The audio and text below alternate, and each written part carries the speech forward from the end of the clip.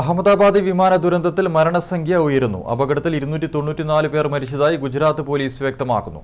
വിമാനത്തിൽ ഉണ്ടായിരുന്നവർക്ക് പുറമെ പ്രദേശവാസികളും മെഡിക്കൽ വിദ്യാർത്ഥികളും മരിച്ചവരിൽ ഉൾപ്പെടുന്നു. അതേസമയം ബ്ലാക്ക് ബോക്സ് കണ്ടെത്തിയതോടെ അപകടത്തിന്റെ കാരണം ഉടൻ വ്യക്തമാകുമെന്നാണ് അധികൃതർ കരുതുന്നത്. അഹമ്മദാബാദ് വിമാനാപകടത്തിൽ ഇതുവരെ 294 പേർ മരിച്ചതായാണ് ഗുജറാത്ത് പോലീസ് വ്യക്തമാക്കുന്നത്.